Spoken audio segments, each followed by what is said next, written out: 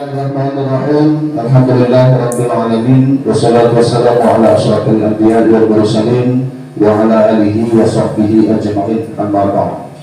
Yang terhormat Kepala Eksekutif Negeri 1 Tanjung Batu, Bapak Dr. Andes Asnawizen MSI, yang kami hormati calon guru penggerak Angkatan 7 Kabupaten Bogor Sumatera Selatan, SMP Negeri 1 Tanjung Batu, Bapak Akmaludin SPD, dan Bapak Ibu hadirin yang kami hormati.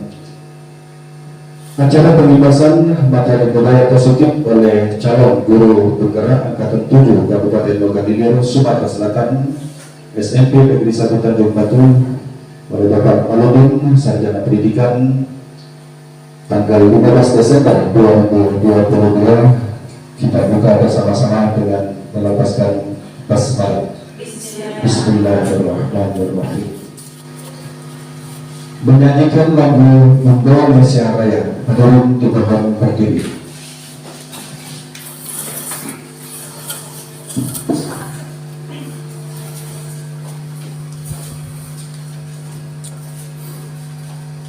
Hiduplah Indonesia Raya, Indonesia tanah air, tanah tumpah darah.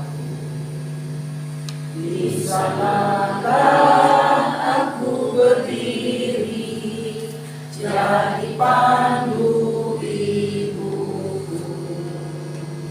Indonesia kebangsaanku, bangsa dan tanah airku.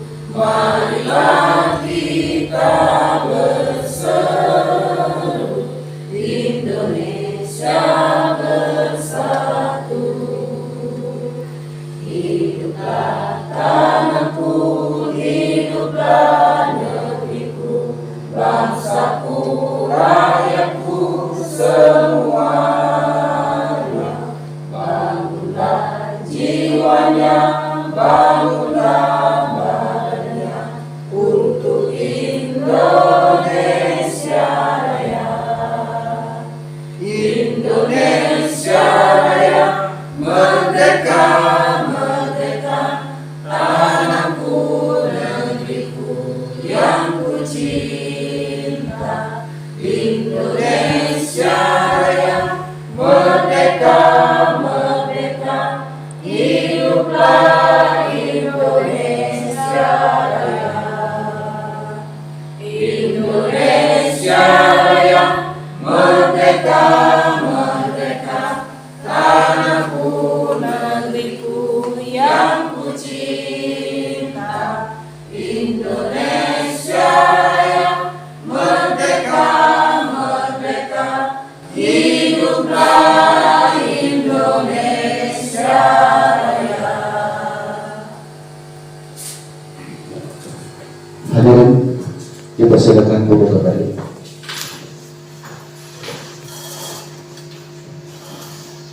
Kata sambutan Kepala SMP Negeri 1 Tanjung Batu yang akan disampaikan oleh yang terhormat Bapak Dr. Andes Asnawizen MSI, kami persilakan.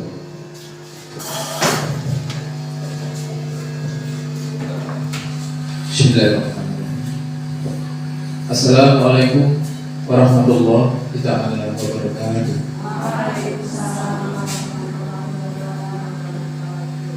Alhamdulillah, alhamdulillahirabbil alamin. Wassalatu wassalamu ala asyrofil anbiya'i wal mursalin wa ala alihi wa sahbihi ajma'in. Rabbi yassir wa rabbi yassir, rabbi tamim bil ghairi ajma'in.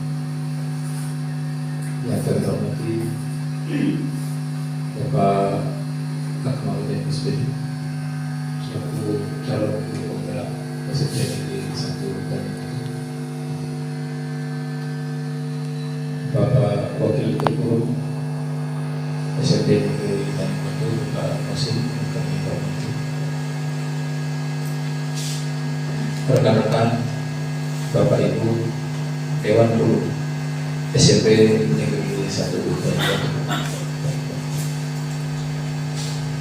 marilah kita sama-sama mengucapkan syukur alhamdulillah pada pagi menjelang siang ini kita ketemu di ruangan yang sangat sederhana ini dalam rangka kegiatan pengimbasan kegiatan positif di SMP Negeri 1 Jakarta Ulu Pantura kita Bapak Kamarudin. Selawat dan salam kita sampaikan ke junjungan kita Nabi Muhammad Sallallahu Alaihi Wasallam. Mudah-mudahan kita yang berada di ruangan ini, baik yang ada di rumah maupun keluarga kita yang telah meninggal dunia, mudah-mudahan selalu mendapat syafaat dan rahmat dari Allah Subhanahu wa Ta'ala.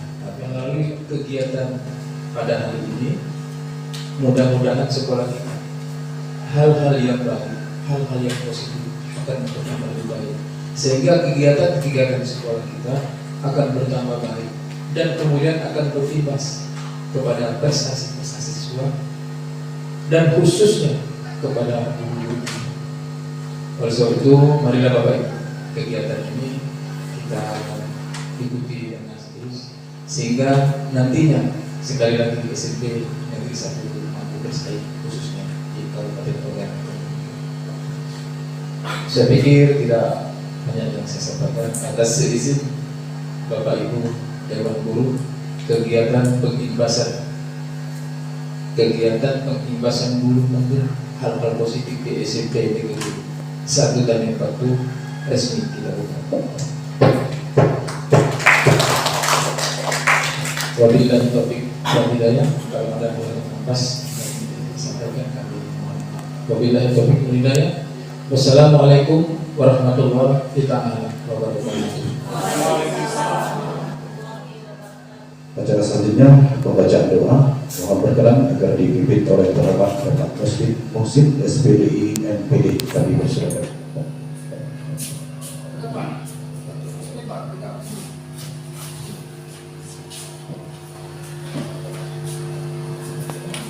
Bapak Ibu, untuk mengambil berkah pada acara ini, mari kita sama-sama berdoa.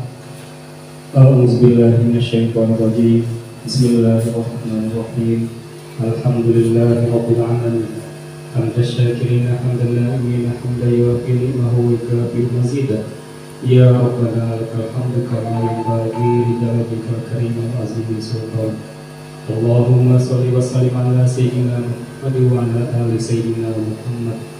Rabbana zalamna anfusana wa illam taghfir lana wa tarhamna lanakunanna minal khasirin. Rabbana wa la tahmil alaina isran kama hamaltahu 'alal ladzina min qablina. Rabbana wa la tuhammilna ma la taqata lana bihi wa'fu 'anna waghfir lana warhamna anta maulana fansurna 'alal qawmil kafirin. Ya Allah, ya Rabbana, ya Karim, pada kesempatan ini kami melaksanakan acara pengimbasan budaya positif oleh Bapak Kamarudin SPD selaku calon guru penggerak angkatan 7 Kabupaten Ogan Ilir Sumatera Selatan di SMP Negeri 1 Tanjung. Jadikan acara ini mendapat berkah, rahmat dan ridho serta memberikan manfaat bagi kami semua. Amin ya rabbal alamin. Allahumma antas salam wa minkas salam wa ilaika ya'udus salam. Fa'inna rabbana bisalam wa dakilna jannata darus salam. Tabarak Rabbana wa ta'ala ya dzal jalali wal ikram. Rabbana atina fid dunya hasanah wa fil akhirati hasanah wa qina adzabannar. Wa sallallahu sayyidina Muhammad wa ala alihi wa sahbihi ajma'in. Subhana rabbika rabbil izzati amma yasifun. Wa salamun ala mursalin walhamdulillahi rabbil alamin. Doa dan kita minta dijaga oleh Allah Subhanahu wa Ta'ala pada terhormat Bapak Muhsin SPDI NPD. Terima kasih. Dan mari kita tutup acara ini dengan bersama-sama melepaskan hamdalah. Alhamdulillahirabbil alamin. Terima kasih. Assalamualaikum warahmatullahi wabarakatuh. Dan kepada yang terhormat Bapak Kamarudin, kami persilakan.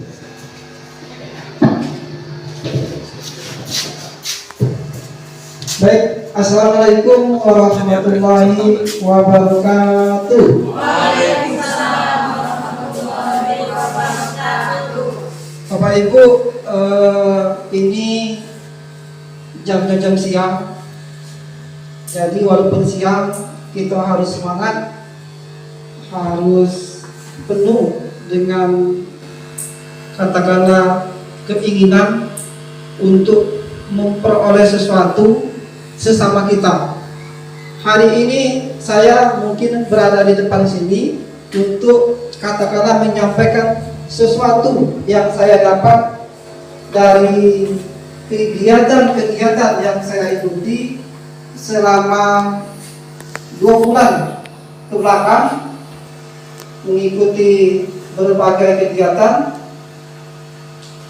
Ada suatu materi di sini yang ingin saya sampaikan kepada Bapak Ibu. Ini menyangkut langsung kepada kita selaku guru, selaku komunitas di SMP Negeri 1 Tanjung Batu. Nah, Bapak Ibu, sebelum acara ini dimulai, alangkah baiknya saya ini melihat Bapak Ibu mungkin tadi sudah kecapean karena tenaganya terkuras mengisi raport mulai dari beberapa hari yang lalu dan harus dibagikan besok. Tapi Bapak Ibu harus tetap semangat dengan cara pertama kita ice breaking dulu. Jadi kita adakan kegiatan ini dengan ice breaking agar kita tetap semangat. Bagaimana caranya? Bapak Ibu iringkan atau ikuti apa yang saya contohkan terlebih dahulu. Nanti baru sama-sama kita ikuti secara bersama-sama. Nanti siapa yang katakanlah salah dalam mengikuti instruksi tersebut atau perintahnya salah, maka yang bersangkutan harus ke depan. Setuju Bapak Ibu? Setuju. Jadi nanti silakan Bapak Ibu yang instruksinya salah silakan ke depan. Lihat Bapak Ibu ya, ini instruksinya. Ya. Saya lihat muka Bapak Ibu ngantuk seperti mengantuk. Ya, agar menghilangkan mengantuk, ini instruksinya. Ada 2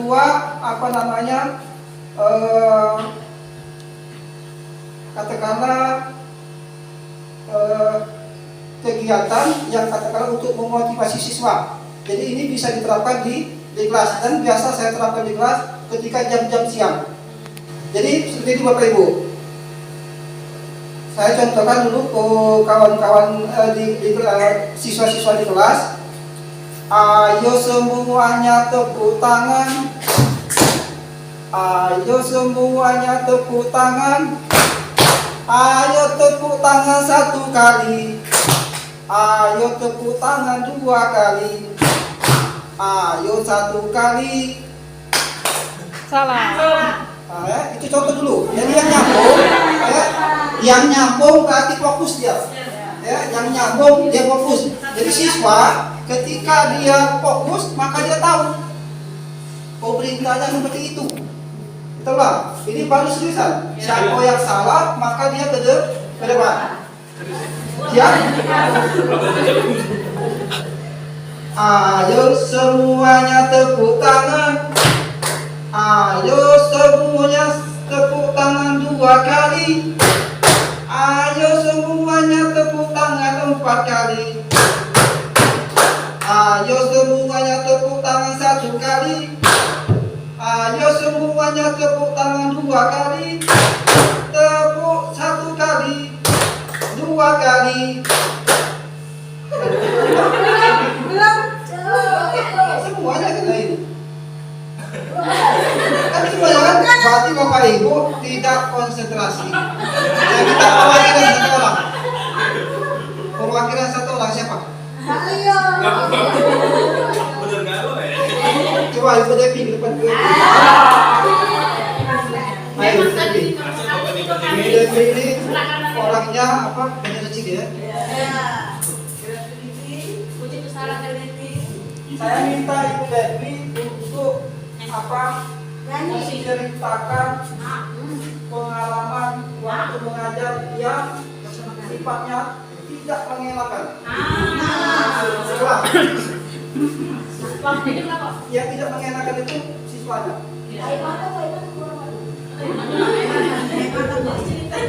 Ya, baiklah, karena saya tadi salah pada saat mengikuti game tadi. Jadi hukumannya tadi menceritakan menceritakan kembali pengalaman yang tidak mengenakan pada saat saya mengajar. Pernah sekali waktu itu terdapat ada siswa yang ketika saya mengajar, dia permisi istirahat ke WC.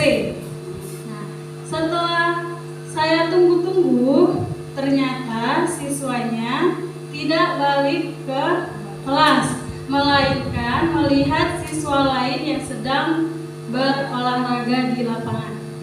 Itu pengalaman yang tidak mengenakan. Sampai jam pelajaran saya habis, hampir 5 menit lagi pelajaran saya habis, baru dia kembali ke kelas. Itu saja pengalaman yang tidak mengenakan menurut saya. Wassalamualaikum warahmatullahi wabarakatuh. Nah, itu tadi pengalaman yang tidak mengenakan. Kalau tadi semuanya salah, tinggal satu orang perwakilan yang mengenakan atau yang membahagiakan. Mari. Tadi kan yang ibu-ibu. Nah, ini sekarang yang bapak-bapak. Apa ya? Ke depan Pak Leo. Ada bos itu.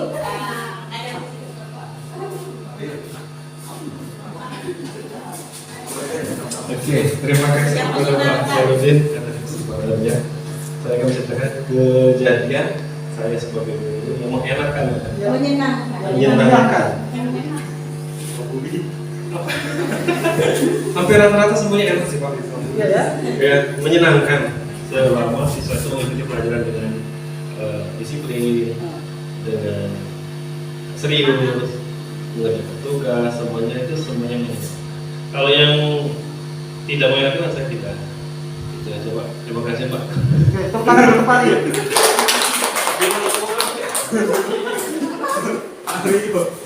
Baik Bapak Ibu, itu tadi untuk katakanlah memberikan semangat untuk kita ya. Tadi kita ngantuk, mudah-mudahan dengan kegiatan tadi tidak lagi. Kita langsung memasuki materi. Kita punya 5 materi Bapak Ibu. Waktunya agak panjang, durasinya kurang lebih 60 menit. Jadi silakan nanti Bapak Ibu memperhatikan, menyimak, dan pada akhirnya nanti kalau ada yang ingin dipertanyakan dipersilakan. Yang pertama Bapak Ibu ini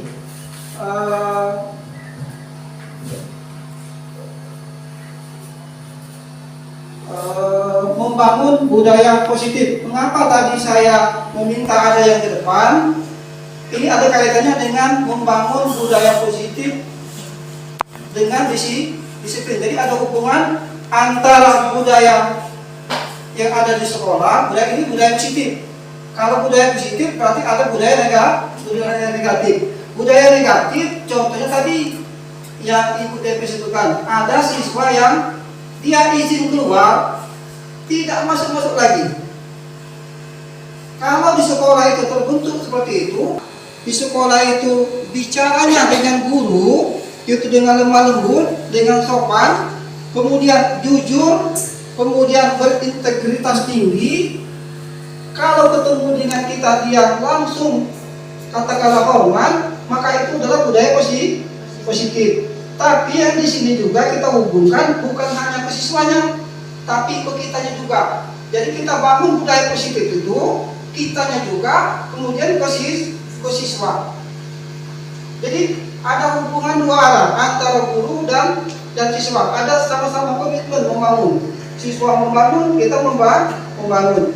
Nah ini dengan disiplin. Selanjutnya ini Bapak Ibu kita coba menyimak cerita ini. Anda dan teman Anda akan melakukan kegiatan. Jadi katakanlah Bapak Ibu punya teman, namanya cobalah buka di sini. Cobalah buka. Anda adalah A, tugas Anda mengepalkan salah satu tangan Anda. Jadi seperti ini Bukir. Nah, mengepalkan tangan kita. Anggap saja Bapak Ibu di tangan kita kita itu ada sesuatu yang berharga.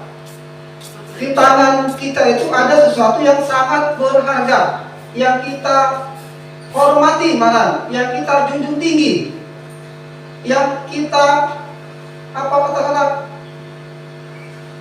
terpegang teguh. Nah, si B ini rekan Anda berusaha mencoba dengan segala cara untuk membuka kepalan tangan Anda itu. Jadi si B ini membujuk dia, menghardik, mengintimidasi, memarahi, menggoda, menggelitik, bahkan menawari dengan uang agar kita membuka.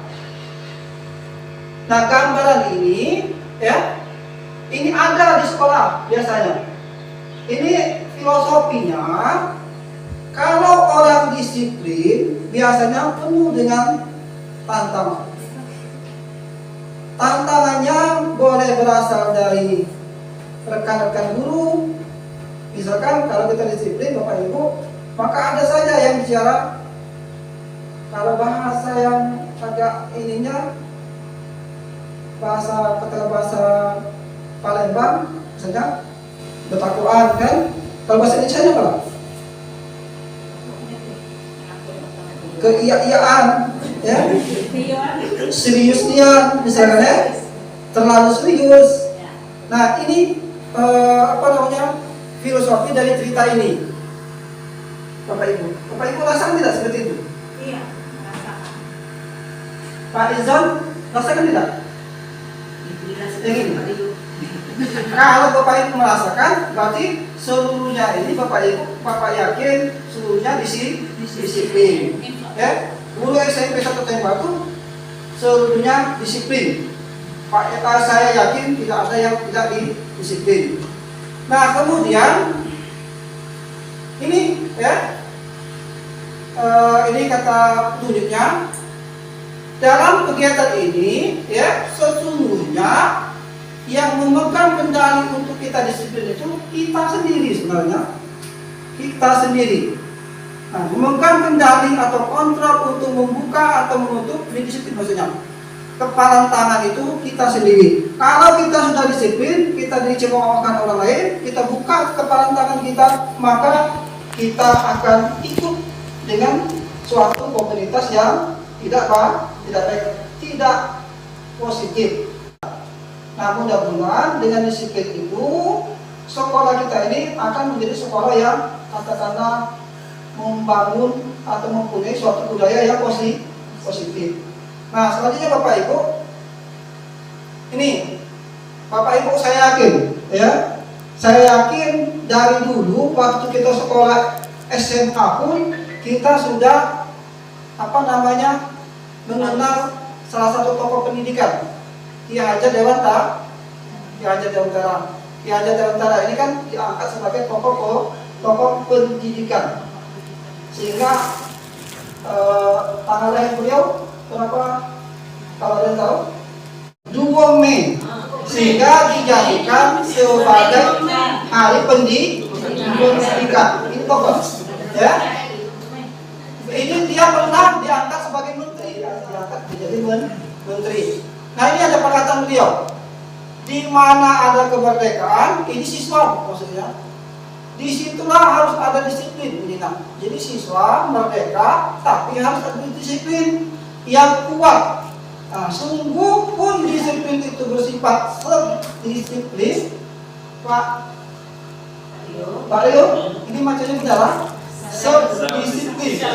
Nah, ini maksudnya kita sendiri, Bu ya. Ini bahasa Inggris masalah. Kita sendiri yang mewajibkan kita dengan sekeras-kerasnya. Jadi kita sendiri sebenarnya. Maksudnya disiplin itu ada 2, disiplin eksternal dan disiplin internal. Kalau eksternal dari luar, kalau disiplin yang dari dalam, maka itu dari kita sendiri. Nanti kita bahas masalah ini.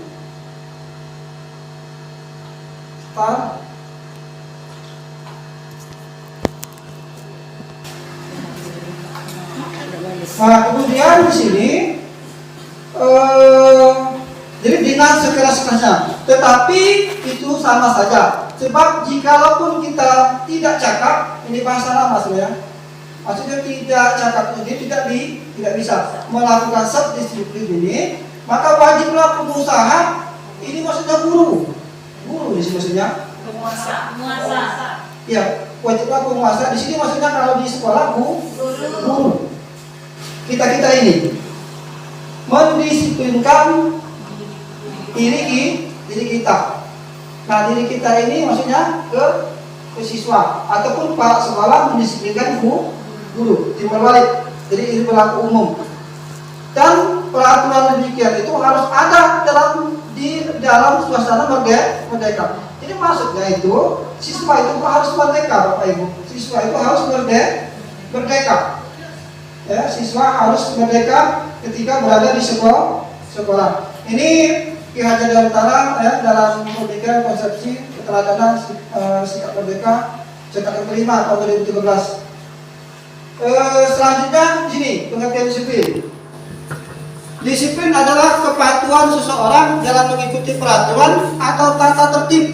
Nah ini sangat menarik. Disiplin adalah kepatuhan seseorang dalam mengikuti peraturan atau tata tertib karena didorong oleh adanya kesadaran yang ada pada kata hatinya tanpa ada paksaan dari pihak manapun.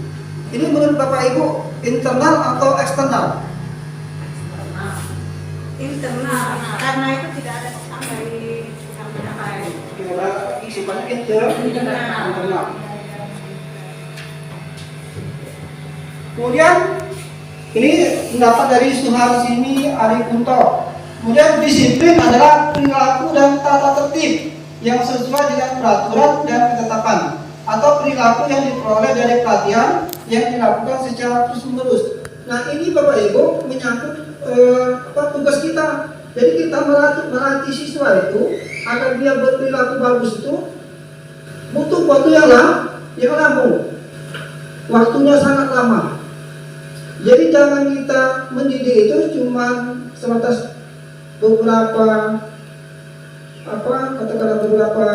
minggu kemudian kita menyerah. Jadi jangan seperti itu Bapak Ibu. Kita harus mendidiknya sampai dia selesai. Sehingga dia bisa diterima ya selaku individu dan selaku anggota masyarakat. Nah, selanjutnya di sini disiplin positif adalah sebuah model disiplin yang difokuskan pada perilaku positif murid agar menjadi pribadi yang penuh hormat dan tanggung jawab. Nah, dari ketiga ini kita ambil kesimpulan dari definisi di atas. Disiplin positif merupakan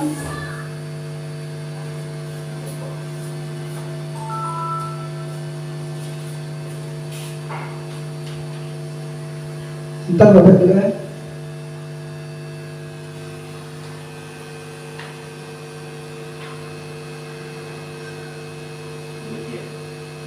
Nah ini dari definisi di atas, disiplin positif merupakan kepatuhan terhadap aturan yang tumbuh dari kesadaran diri sendiri melalui pelatihan terus-menerus, kemudian tumbuh kepribadian yang berkarakter. Nah inilah yang menjadi landasan terwujudnya budaya positif. Jadi benar Bapak Ibu bahwa yang namanya budaya positif di sekolah itu harus lahir dari disiplin. Oke Bapak Ibu, kita lanjutkan. Ini untuk materi yang ini.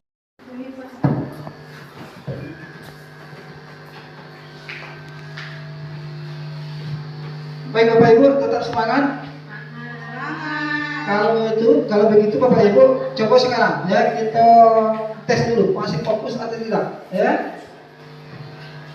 Kalau yang salah nanti tidak apa-apa ya, tidak ada ke depannya ya, tidak ada sanksi apapun. Coba sekarang ya. Lihat instruksi dari saya Bapak Ibu ya. Ayo semuanya pegang hidung. Ayo semuanya pegang telinga. Ayo semuanya pegang mulut. Nah ini bagus seperti presentasinya Pak. Jadi apa yang saya bicarakan maka itulah yang kita. Nah siswa Bapak Ibu itu banyak yang salah waktu ujian siang. Jadi sering-seringlah kalian membuat suatu kegiatan yang siswanya tidak bosan di kelas. Baik Bapak Ibu, kita lanjutkan. Ini materi selanjutnya yaitu nilai-nilai kebajikan universal. Nah, dikatakan kebajikan ini berarti yang sifatnya positif, yang baik. Universal berarti berlaku umum. Jadi siapapun akan menerima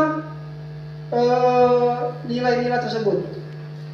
Coba Bapak Ibu, siapa yang bisa menyebutkan satu saja nilai-nilai kebajikan yang bersifat universal yang ada di sekolah kita? Nilai kejujuran. Nilai kejujuran. Siapapun Bapak Ibu pasti akan menerima nilai-nilai kejujuran.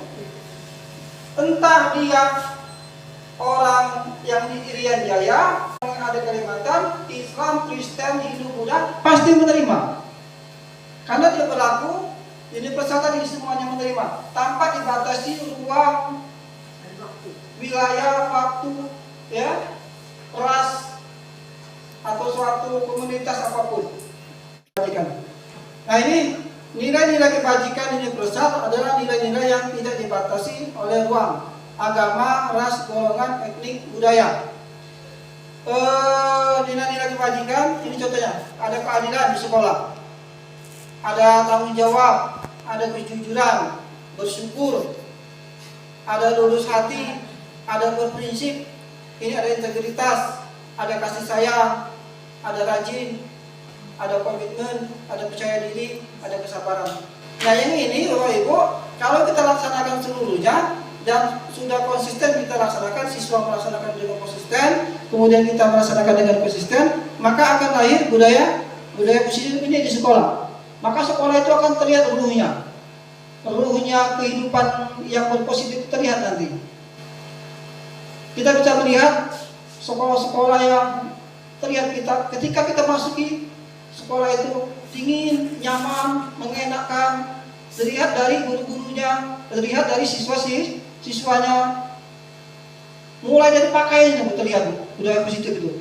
Mereka masukkan baju, kemudian yang putrinya pun terlihat berjalannya, dari jalannya saja bisa terlihat Bapak Ibu bahwa budaya positif di sekolah itu sangat bagus. Nah, di sekolah seperti kita ini, inilah tindakan kita. Bagaimana kita membuat yang ini menjadi budaya positif ini.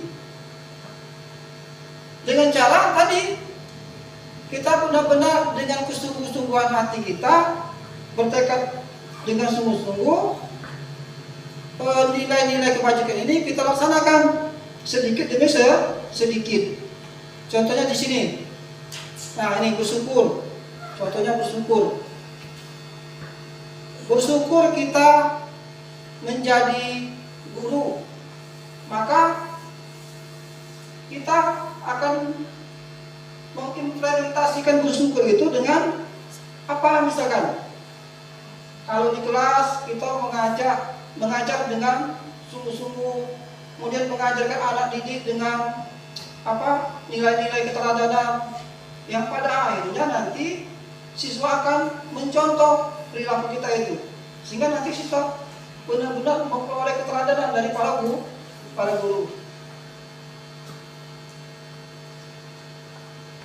Bapak Ibu ya. Ini selesai Bapak Ibu materi tentang nilai-nilai kebajikan yang universal. Selanjutnya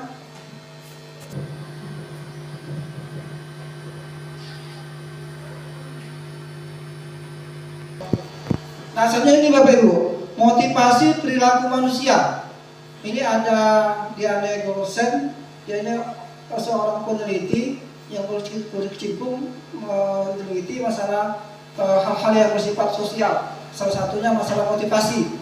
Dalam bukunya Restructuring School Discipline menyatakan 3 motivasi perilaku manusia. Yang pertama, untuk menghindari ketidaknyamanan atau hukuman. Motivasi ini bersifat eksternal.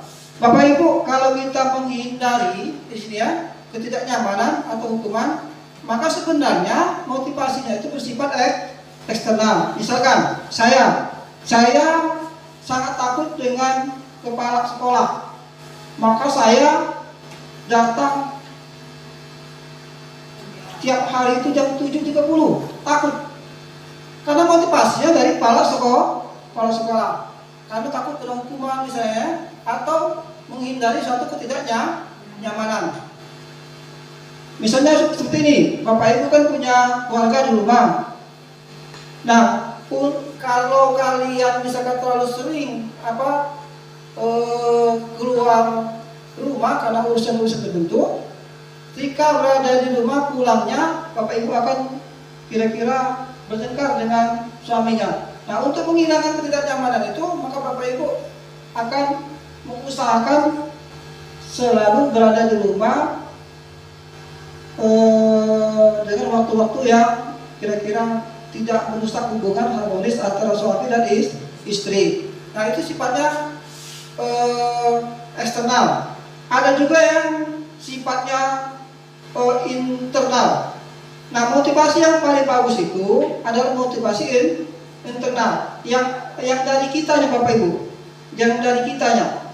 Contohnya, walaupun tidak ada kepala sekolah, maka kita tetap datang jam 7.30 karena kita menghargai nilai-nilai yang ada di diri kita. Kita menghargai suatu nilai, misalkan kedisiplinan. Nah, nilai itu Bapak Ibu kita pegang teguh. Jadi sudah menjadi ruh kita bahwa disiplin itu bagian dari hidup kita. Jadi walaupun kepala sekolah tidak ada ataupun tidak ada pengawas yang mengawasi kita, maka kita tetap datang jam 7.30.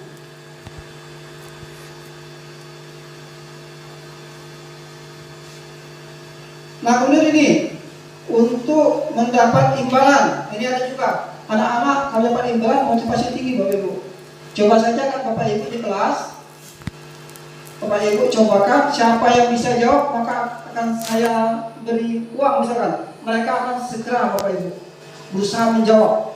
Karena imbalan ini, imbalan atau penghargaan dari orang lain ini bersifat eksternal.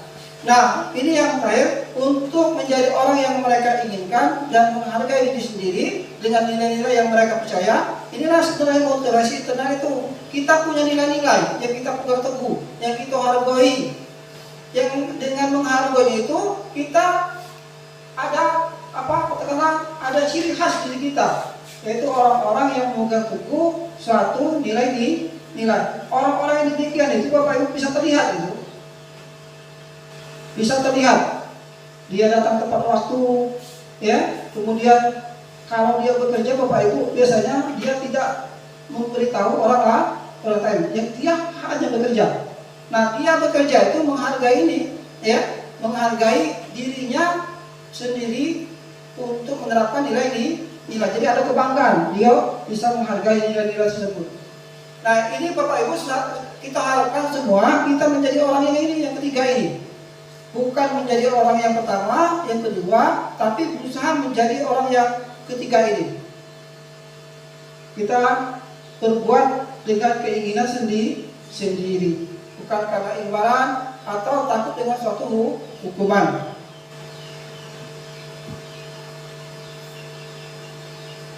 Hukuman, konsekuensi dan restitusi. Bapak Ibu pernah ini membahas tentang hukuman di kuliah misalkan, atau membahas tentang konsekuensi, atau ini bahasa yang mungkin agak asing dengan Bapak Ibu, ada istilah restitusi. Ini hukuman. Kalau hukuman Bapak Ibu, kita paling banyak menerapkan hukuman itu, ya, untuk menyelesaikan suatu masalah. Paling banyak Bapak Ibu kita menghukum. Kalau ada siswa yang melanggar, kita hukum. Kalau ada siswa yang melakukan ini, kita hukum. Paling banyak diterapkan hukuman ini, hukuman. Tujuannya mungkin kita beranggapan mudah menyelesaikan suatu persoalan. Jadi kalau siswa misalkan tak pakai sepatu hitam, sepatunya kita ambil, kemudian dia kita suruh tegak di lapangan, itu hukuman Bapak Ibu. Nah, ini ada yang lain. Konsekuensi ini berkaitan dengan penciptaan disiplin tadi. Konsekuensi seperti ini Bapak Ibu, ya. Misalkan ada siswa yang tidak menggunakan sepatu hitam, Nah, terlihat oleh kita ada nilai-nilai keyakinan di sekolah kita bahwa tidak siswa seluruhnya harus memakai sepatu hitam. Jadi ada nilai-nilai keyakinan. Siswa seluruhnya harus memakai sepatu hitam. Maknanya kalimatnya kalimat positif. Maka ketika kita melihat siswa yang pakai sepatu yang bukan warna hitam, kira-kira apa Bapak Ibu yang kita lakukan? Memang yang pertama kita ada aturan bahwa di sekolah kita wajib pakaian. Jadi mohon izin, di awal tadi sudah dikatakan bahwa di sekolah kita itu wajib memakai sepatu warna hitam. Nah, berarti dari awal kita sudah bikin ini Pak, suatu aturan. Jika tidak memakai sepatu warna hitam, konsekuensinya apa? Apakah dia harus dikeluarkan? Kita bikin itu kan aturan dari kita Pak. Jadi ketika mereka sudah sadar itu Pak, saya rasa mereka tidak akan melanggar karena kita sudah punya konsekuensi dari awal. Jadi dari awal kita sudah yang namanya konsekuensi itu kan bersama Pak. Kita sepakati secara bersama kan, tidak boleh hanya dari guru. Jadi saya rasa kalau kita sudah punya suatu suatu aturan dan ibaratnya sudah konsekuensinya bersama, saya rasa mereka tidak akan melakukan hal itu. Iya, jadi saya memakai sepatu warna putih karena warna hitamnya itu dicuci. Jika saya memakai sepatu warna putih, otomatis konsekuensinya saya itu bisa dari awal harus membersihkan WC, atau dari awal itu apa, sudah tahu kita, bukan baru dihukum, kita sudah dikasih tahu dari awal itu. Terima kasih. Jadi maksud Ibu nih, kalau hukuman itu Bapak Ibu dia sebenarnya dikatakan ya, kalau konsekuensi itu dia sebenarnya terencana dari awal ya sampai suatu tindakan terjadi. Konsekuensi ini Bapak Ibu ya, kalau kita merunut ke pendidikan yang berhambang pada anak atau berpihak pada anak, berpihak pada murid. Sebagai contoh seperti ini, ada anak kecil ada anak yang berlari di dalam kelas, dia bawa es.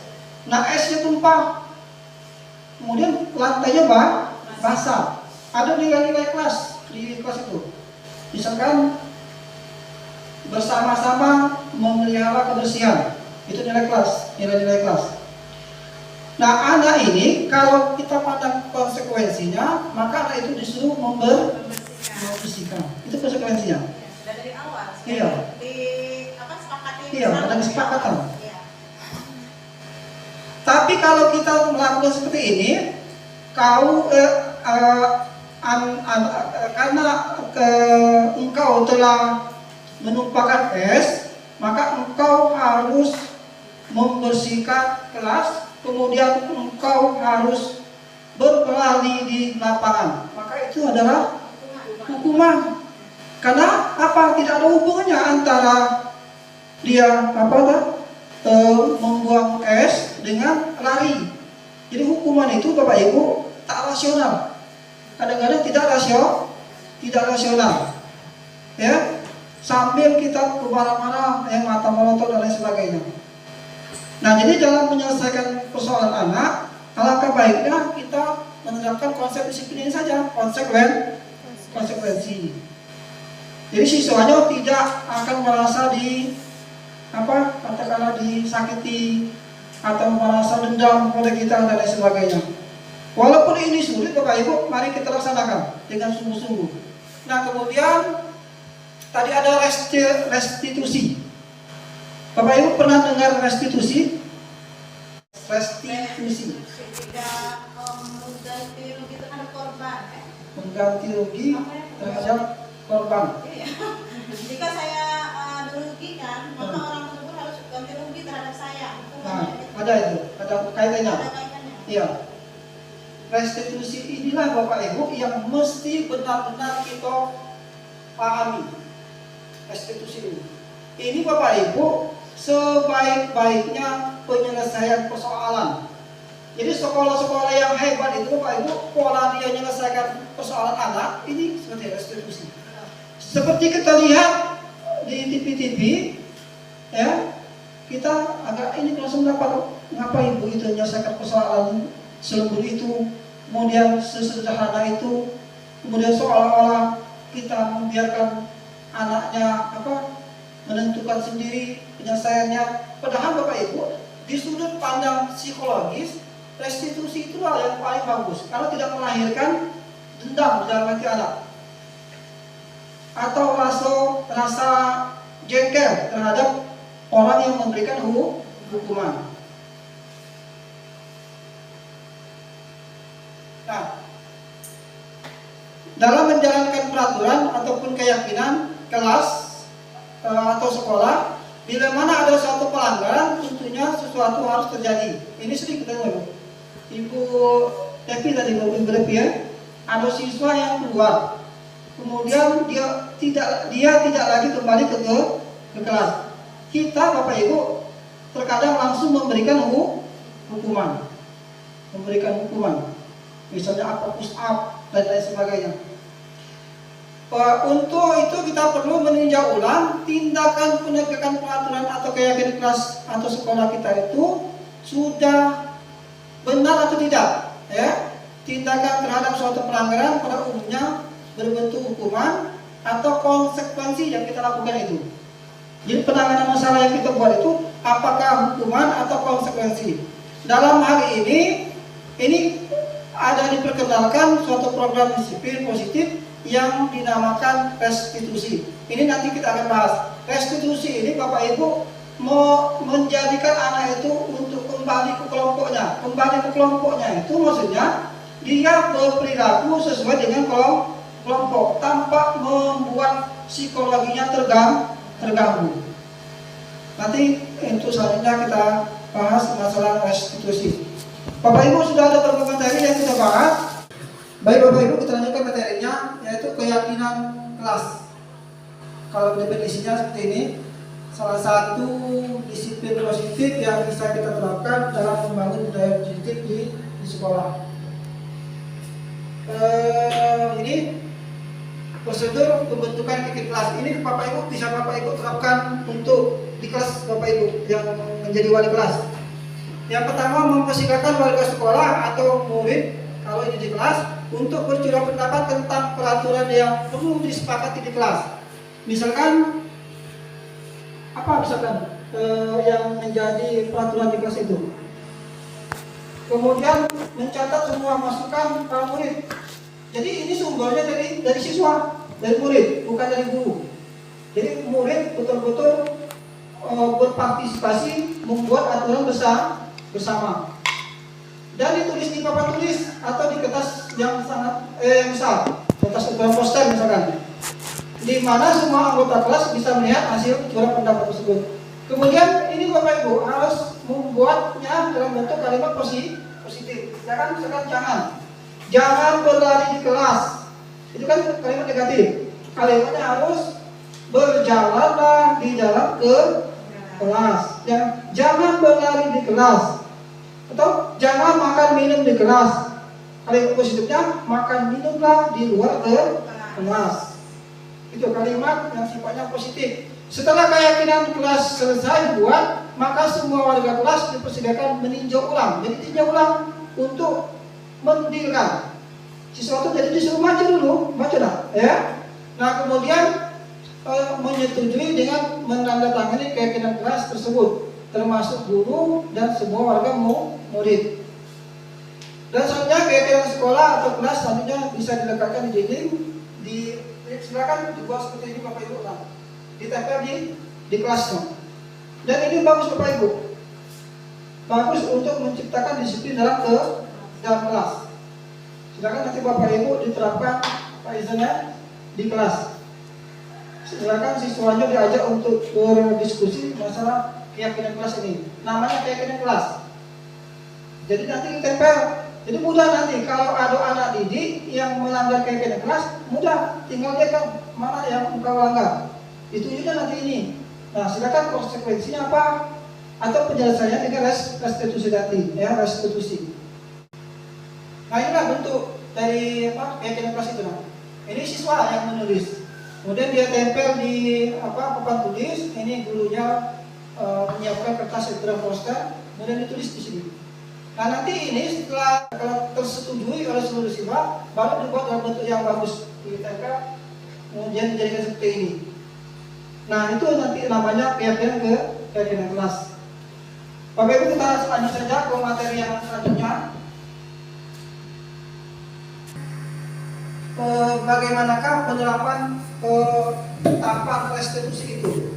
Jadi Bapak Ibu, restitusi itu ada tahapannya, menciptakan kondisi bagi murid untuk memperbaiki kesalahannya sehingga anak tersebut kembali kepada kelompok dengan karakter yang lebih kuat. Ini contohnya Bapak Ibu ya.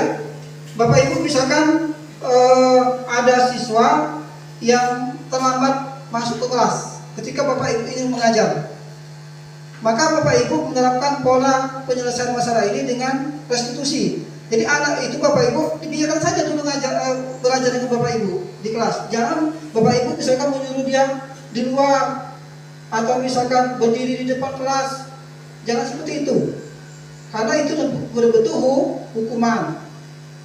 Dibiarkan saja dia masuk ke kelas, kemudian kalau istirahat dipanggil. Dengan catatan di kelas itu sudah ada keyakinan kelasnya. Kalau tidak ada keyakinan kelas, maka restitusi tidak akan bisa berjalan. Jadi Bapak Ibu yang pertama buat dulu keyakinan kelas, kemudian setiap ada katakanlah permasalahan anak selesaikan dengan restitusi. Jadi siswa itu dipanggil.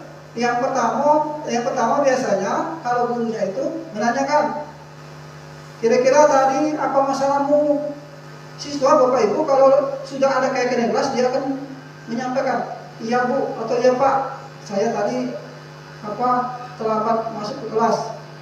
Nah, kita tanyakan apa alasanmu? Kita buat suatu semacam ini, semacam dia mengakui bahwa dia salah. Jadi ketika kita tanya apa alasanmu terlambat, maka dia akan mencurahkan dirinya. Saya tadi misalkan belanja di jajan di warung. Nah disinilah letak kita. Kita harus mengarahkan anak itu, walaupun waktunya atau memerlukan semacam tenaga, di sini letak kita menyelesaikan persoalan anak, yaitu dengan cara mengarahkan mereka ke keyakinan tadi. Nah jika engkau selalu terlambat, kira-kira apa yang akan terjadi dengan dirimu? Nah mungkin dia akan materi-materi yang disampaikan akan tidak tersampaikan. Nah disinilah Bapak Ibu selanjutnya diserahkan ke siswa. Bagaimanakah siswa itu menyelesaikan persoalannya? Kita tawari dia. Nah, bagaimana di jalan keluar dari persoalanmu ini? Nah, biarkan saja dia yang mengutarakan penyelesaiannya. Mungkin dia akan mengatakan, saya berjanji tidak akan lagi makan atau jajan ketika jam pelajaran. Dan itu Bapak Ibu harus ada kontrol dari guru. Kalau dicatat nanti, kalau misalkan terjadi lagi, silakan Bapak Ibu mengambil tindakan-tindakan yang sifatnya bukan menghukum, tapi tetap dalam kerangka mendidik. Saya yakin Bapak Ibu kalau restitusinya benar, maka anak itu akan berubah. Selanjutnya Bapak Ibu ini langkah-langkah segitiga restitusi. Yang pertama, menstabilkan identitas. Misalkan ada siswa yang bertengkar, ini biasanya kita mulai dengan ini, menstabilkan identitas. Menurut Randi, perbuatan yang Randi lakukan tadi pagi benar atau salah? Nah di sini kalau sudah ada nilai-nilai keyakinan kelas, maka mereka akan mencocokkan dengan keyakinan kelas. Validasi tindakan yang salah. Randi pasti punya alasan mengapa melakukan perbuatan itu. Nah, kita harus dengarkan alasannya. Kalau dia sudah menyampaikan alasannya, kemudian kita yang terakhir menanyakan keyakinan. Misalkan, keyakinan mana yang kau langgar di kelas? Disebutkannya nanti. Selanjutnya solusi untuk menyelesaikan masalah itu bagaimana menurutmu? Nah, biarkan anak untuk mengutarakan. Misalkan saya tidak akan lagi bertengkar karena bajunya si Ahmad robek, maka saya akan menggantinya, seperti itu. Dan ini Bapak Ibu, restitusi ini dilakukan berulang-ulang sampai kira-kira perilakunya berubah. Jadi di sini Bapak Ibu, peran kita pendidik memang membutuhkan waktu yang panjang untuk mengubah perilaku anak. Bapak Ibu, selesai sudah materi yang kami sampaikan. Jika ada yang ingin dipertanyakan, dipersilakan. Ya, terima kasih Bapak atas kesempatannya. Jadi di sini saya ingin mempertanyakan tentang keyakinan kelas tadi. Yang ingin saya tanyakan, apakah keyakinan kelas itu kita buat ketika awal kita masuk di semester 1, atau kami kan baru dapat dari ujung semester ini Bapak? Bisa nggak kami pas semester 2 baru melakukan keyakinan kelas itu Bapak di kelas kami? Terima kasih. Baik, menurut Bapak Ibu, keyakinan kelas itu dibuat di awal, di tengah semester, atau di akhir semester? Sebagusnya di awal semester. Dijawab Bapak Ibu Hikmah, itu sebagusnya di awal semester. Tapi kan baru tahu Pak, jadi bisa nggak kami bikin itu di awal, di tengah semester atau semester 2 nanti? Boleh, tidak ada aturan yang kira-kira membatasi kita untuk membuat keyakinan kelas. Kalau di tengah semester kita ingin membuatnya, dipersilakan saja. Tapi kalau sebagusnya itu di awal. Dan seandainya Bapak, di tengah semester nanti, di tengah berjalannya keyakinan kelas tadi, ternyata masih ada yang perlu kita perbaiki. Jadi bisa nggak kita perbaiki? Bisa Bu, ya silakan direvisi. Pada waktu, maka acara ini kita cukupkan sampai di sini. Silakan ada tidak di antara Bapak Ibu untuk merefleksi sedikit dari materi yang kita bahas tadi. Siapa yang berkenan ingin merefleksi kegiatan kita di hari ini? Ya, terima kasih Bapak. Hari ini kami sangat senang Bapak ya mendapatkan pengetahuan, pengalaman tentang pengibasan kegiatan positif dari Pak Ahmad sebagai calon guru penggerak. Ternyata kami baru tahu tentang adanya keyakinan kelas Bapak. Keyakinan kelas, juga ada restitusi. Selama ini kami kira bahwa setiap pelanggaran itu harus dihukum. Ternyata tidak. Jadi terima kasih atas ilmunya, luar biasa, dan kami sangat bangga dan senang. Terima kasih Bapak. Bapak Ibu, demikian sudah pertemuan kita. Kita tutup pertemuan ini dengan mengucapkan nafas hamdalah. Alhamdulillahirrahmanirrahim. Saya memohon maaf jika di sana sini ada kesalahan. Kepada Allah saya mengampun. Billahi taufiq wal hidayah. Assalamualaikum warahmatullahi wabarakatuh.